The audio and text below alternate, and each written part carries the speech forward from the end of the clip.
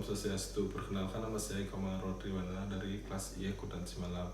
Saya akan mempresentasikan tentang proposal bisnis keripik ayam. Latar belakang.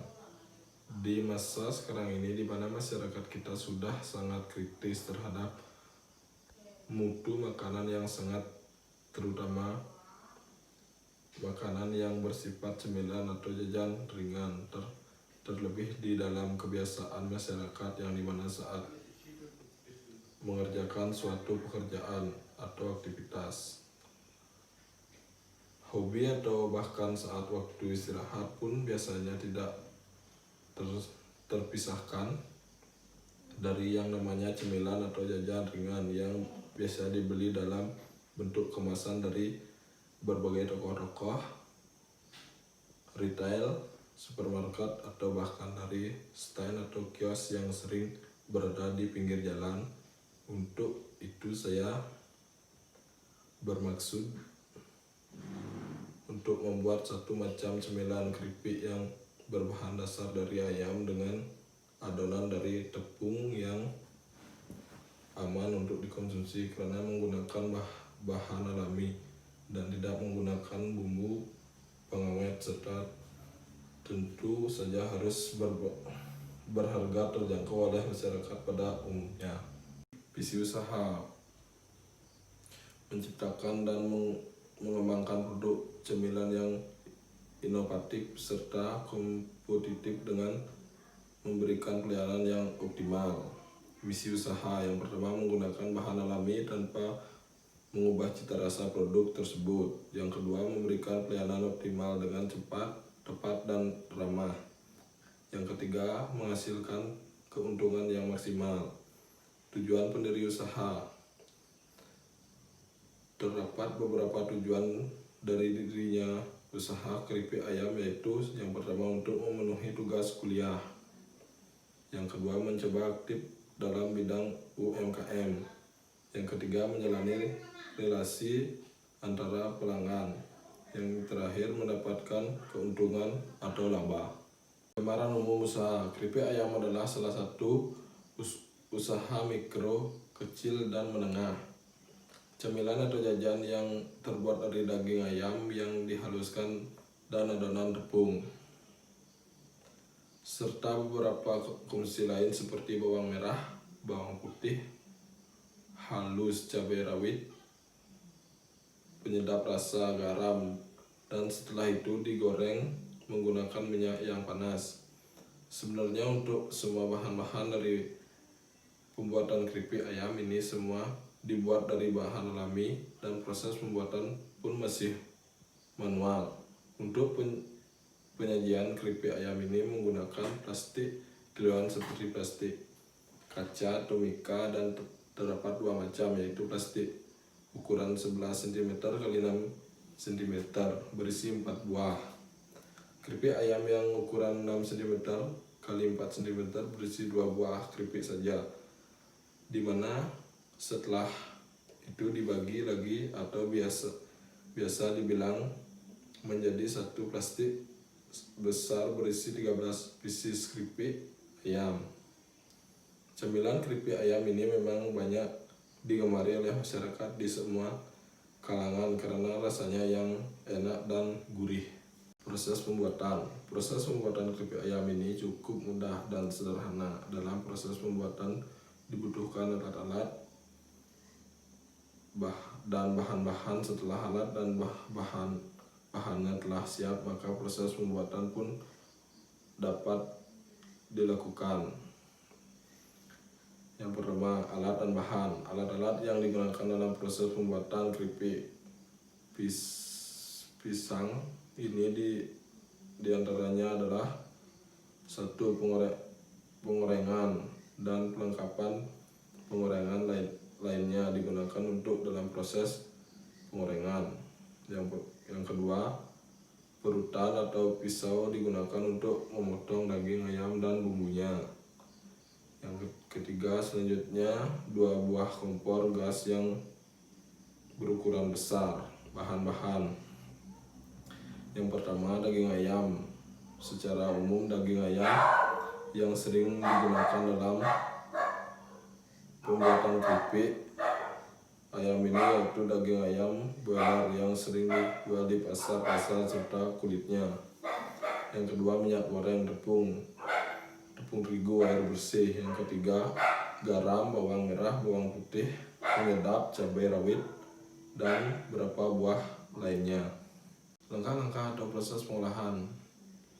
Langkah awal saya yaitu memotong, memincang daging ayam dan bumbu alami yaitu telah dipilih. Yang kedua, kemudian setelah ayam tercincang halus, setelah itu dicampurkan dengan adonan tepung yang sudah dicampurkan dengan bumbu-bumbunya menggunakan wadah atau loyong yang berisi air bersih, lalu diaduk sampai tercampur merata. Yang ketiga, setelah itu adonan diangkat, diletakkan di dalam wadah dan dimasukkan ke dalam penggorengan yaitu berisi minyak goreng, tetapi sebelum dimasukkan pastikan dulu minyak goreng telah panas. Yang keempat, selama di dalam penggorengan pisang diaduk-aduk atau digerjek-gerjekkan agar semuanya merata. Yang kelima, apabila sudah kuning-kuningan, keripik dapat diangkat dari penggorengan dan ditiriskan dalam beberapa menit, tunggu hingga dingin, kemudian dikemas dalam kantong plastik, dan keripik ayam pun siap untuk dijual atau dipasarkan. Perencanaan bisnis. Dalam berusaha, tujuan yang paling utama ialah memperoleh keuntungan. Keuntungan di sini tergantung pada apa yang kita hasilkan dan bagaimana cara menjual produk tersebut. Dalam sehari saya dapat menghasilkan dan menjual keripik ayam ini sebanyak 70 hingga 80 paket dengan membutuhkan bahan baku yaitu ayam sebanyak 5 kilo per hari dan tepung 1,5 kurang. Selain ayam dan tepung yang sebagai bahan baku dari pembuatan keripik ayam, digunakan juga minyak untuk melakukan proses penggorengan dan yang dibutuhkan sebanyak 1 jerigen agar rasa keripik ayam ini gurih, renyah, dan enak. Maka dalam proses pembuatan dibutuhkan bumbu-bumbu sebagai penyedap rasa dalam keripik ayam ini.